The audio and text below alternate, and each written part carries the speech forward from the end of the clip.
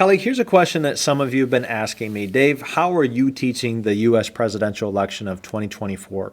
It's a great question, and it's one that I am comfortable answering because I don't really think that my approach is anything but providing information, and even there, certain information, because, of course, the idea of information and what is good information is argued about in this election. So it's like landmines everywhere, but I've just kind of kept on a path that is highlighted for me.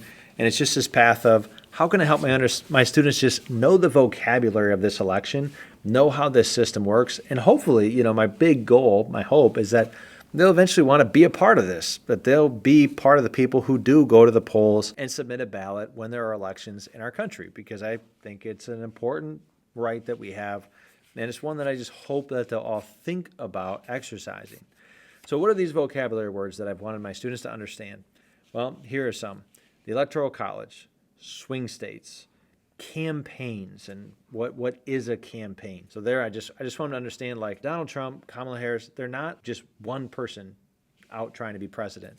They've got whole staffs, whole strategic thinking groups inside of them, all these different jobs inside of the campaign. It's a really big organization that's attempting to get this person elected. It's not just like one mythic figure that's doing everything. So campaigns, polls. What are polls? What are polls good for? What are polls not good for? Have polls ever been wrong? Why do polls differ? What is a sample size? And then the last one I've written down is debates. When the presidential debates were coming and the vice presidential debates were coming, I periodically would share with my students an article about what the campaign strategies were in the debate, what people analyzed happened after the debate. And as I'm doing this is really just like the stuff of warm-ups, the first 10 minutes of class, reading an article about the high-risk, high-reward debate for Harris. And so this article kind of described how President Trump at the time of that debate is a known candidate to a lot of people. Harris at the time of the debate was still in the first month or two of a historically brief presidential campaign. And so this article is just describing like what Harris stood to gain or to lose from the debate, how Trump would be approaching the debate. And I just make sure that when we're reading this article, we're just trying to understand what the article is saying. We're looking at who's being quoted in the article. We're keeping our eyes out for any betrayals of bias in the article. But really, I just want them to kind of understand that these presidential debates that happen, they're not just like random events that no one's thinking about or planning for. They're milestones on the journey to a presidential election where people are trying to accomplish certain ends with the performance that they bring, the argumentation that they bring to the debate. So yeah, read an article, paraphrase it at the end, ask questions as we go. We're talking just like 1 or 2 articles related to the election per week as a warm-up, a 5 to 10 minute warm-up at the start of class. I'm at no point asking them like, hey, everyone share who you'd vote for. We're not going to do like a mock election in our class. We're not even really focused in my class. I just don't have time to go in depth into the specific issues related to this election.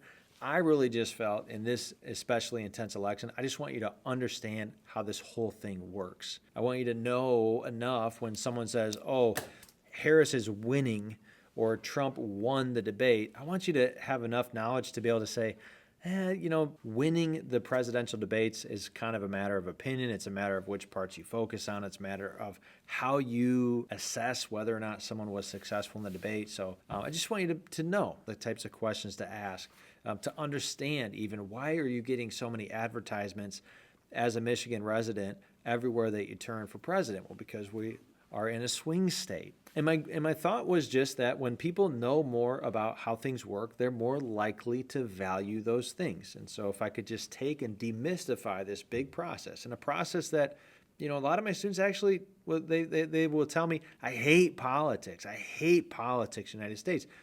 And, as I ask them more, it's like, well, everyone's just fighting all the time. It's so divisive. It's constant. It's like everyone's evil. The other side's always...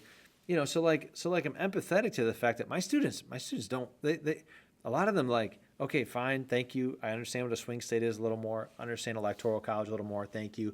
Now can we just focus on history, because that's a lot less scary and intense and just hyperbolic than all this stuff that I'm seeing everywhere on social media.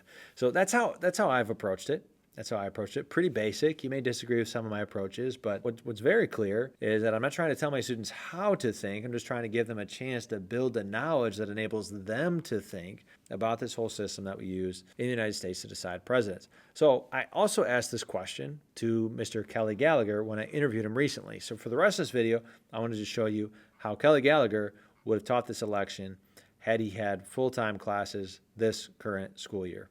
Speaking of the election, it's coming up. I'm not sure if you've heard about this. Is there an election coming? Yep, there is.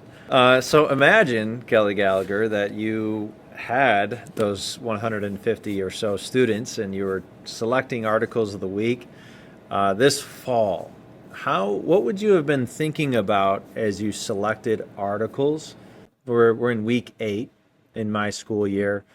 Is this the type of thing where you do only presidential election related articles? Would you do a mix of election and non-related? I'm guessing you wouldn't stay away from it completely, although I'd like to hear more about that too, because I think a lot of teachers are pretty anxious about teaching into this election. Yeah, I mean, it is a can of worms, but yes, I'm going to address it directly. And I've had several election years, Mm-hmm. none of them quite this intense, but I've had several election years over the course of my career. I think earlier, before we get to November, I often selected articles that first taught my students how elections work. Yeah. Like, students don't understand. I mean, high school students don't understand three branches of government. They don't understand federalism versus state rights. They don't understand gerrymandering or voter suppression or lobbying. And so I might do some work with that. Second, I would, if possible, I would always have a compare and contrast of the candidates Mm. on issues A, B, C, and D. So, what does candidate A say about this issue? What does candidate B say about this issue? What's in their platforms, right? And I would do that both at the local level and at the national Mm. level. If there was something on the California ballot that was really important, what what is not commonly known is sometimes the AOW I posted on the website was not the AOW I did in my classroom, Mm. because the AOW I did in my classroom had something to do with Anaheim, or it had something to do with California. There have been some Nice. very contentious ballot propositions over the years in California. And so we would really dive deeper into those. The third thing I would say is often I would give my kids text of candidates' speeches. Mm. And one week I might do the Democrat, and then the next week I might do the Republican. And then I'm going to have kids respond. We're going to talk about things like what was said, what was not said. Uh, I'm going to introduce the idea of, and there's several if you just Google this, but there are nonpartisan fact Yeah. checking sites. And so I want to teach kids to kind of navigate the BS that's flying at them. And one of the ideas that came to me when I wrote this book was this idea that not only do you have to know stuff to read a candidate's position, right? If you don't know anything about economics, you're not going to understand hyperinflation, Right. right? So you have to know things to even read an article. But the thing that really struck me as I was writing the book is not only do you have to know stuff to read and understand what a candidate is saying, you also have to know stuff to push back on Mm. what a candidate is saying, left or right, Right. because you can't counter the argument. How many times have you seen on social media somebody interviewed and like, why are you voting for this person? And the reasons are just really like out there, right? Yeah. And why is it that you don't like this person's position? And they don't have, left or right, they don't have the reservoir of knowledge to make connections, to offer alternative thinking. And so teaching how elections work, looking at candidates' positions and analyzing speeches would be a pretty heavy 2 or 3 months before the election.